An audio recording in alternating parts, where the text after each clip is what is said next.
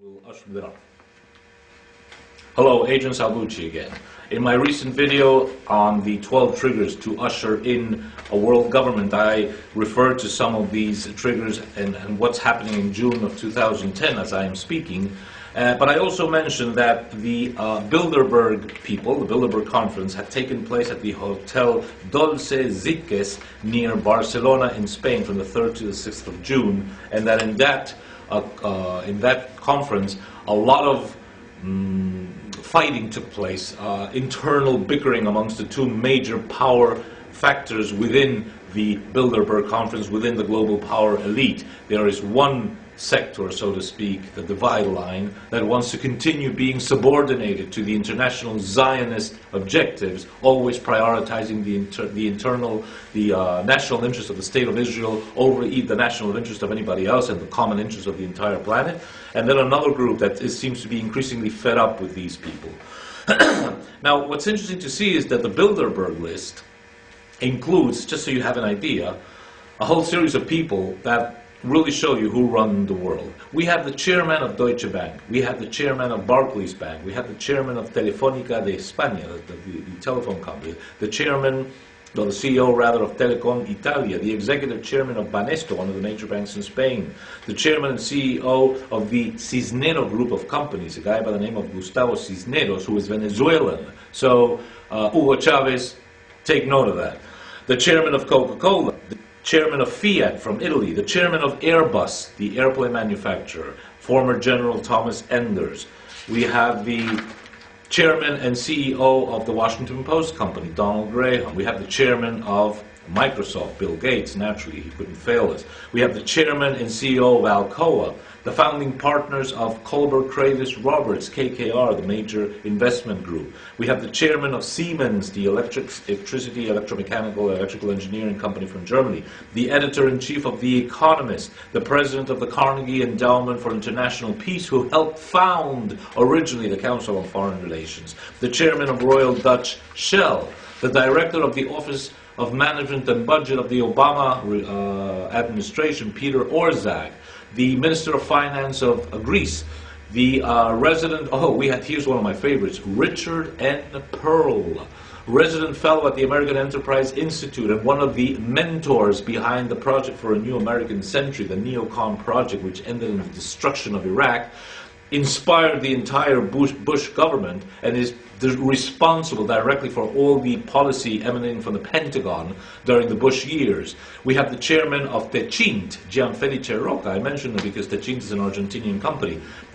This gentleman is also a Trilateral Commission member. We have Robert E. Rubin, co-chairman of the Council on Foreign Relations, former Secretary of State and advisor to the Obama regime, also a CFR and Trilateral Commission member. We have the CEO of the Italian oil company Eni. We have the vice chairman of the Social Democratic Party of Germany.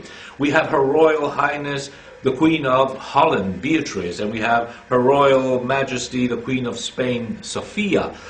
We have Lawrence, by the way, the Bourbons from Spain are allies, traditional allies of the Mountbattens of England. That's why they work together. That's why they created an oil company out of nothing back in the 80s called Repsol, which took over Argentina's oil company, which was sold at a horrifically low price by one of the most treacherous presidents we ever had, Carlos Saúl Menem.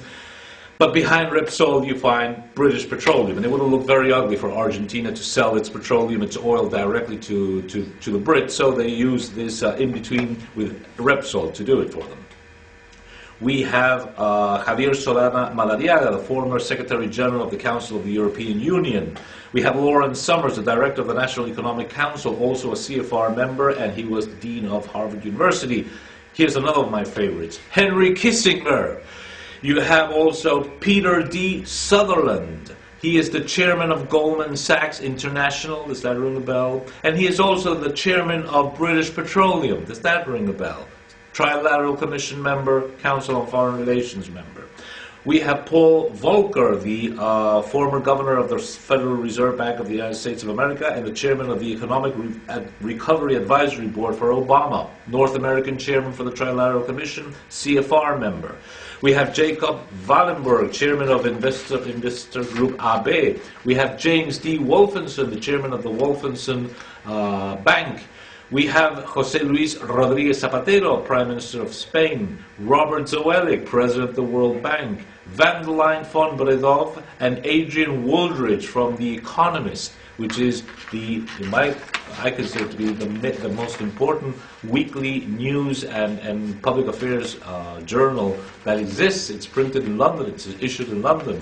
The Economist has always been sort of a spokesman for the insiders, and their offices are just a stone's throw on St. James's Square in London from the Royal Institute of International Affairs, which is a sister organization of the Council on Foreign Relations in London. They were both founded together. I mention all of this just to give you an idea of how these global networks work. It's the people that count, and it's the people's insertion within the power structure that counts. So the Bilderberg Conference is definitely way up on the pyramid of power. They're above the CFR, they're above the Trilateral Commission, they're above the American Enterprise Institute, they're above the Royal Institute of International Affairs. They are key decision makers, and they're fighting amongst themselves because they're in trouble. So if the global power elite are in trouble, and they're going to get themselves into more trouble, and a part of them, the pro-Zionist power elite, is willing to unleash a global conflagration, a world war, a nuclear war if necessary, we have to keep that in mind, because that weakness means a lot of danger for mankind, but that weakness also means that there's a fighting chance. I want you to see, please, one of my other videos, very recent, that the global power elite are not that strong. They want to make us think that they're very strong, that we cannot fight against them, but we can and must fight against them. I will be very shortly issuing a video explaining the pillars of the proposed Second Republic project, which I'll also be sharing with you, downloading them onto YouTube. Sorry if we don't put more information on YouTube, but we just don't have the time very often, the resources. This is all done with a lot of effort, and soon we will be asking you if you can assist us in any way to bring this forward. Please do so. We are at a turning point in the history of mankind, and it is our duty as human beings, irrespective of what country we're in, to do something about it.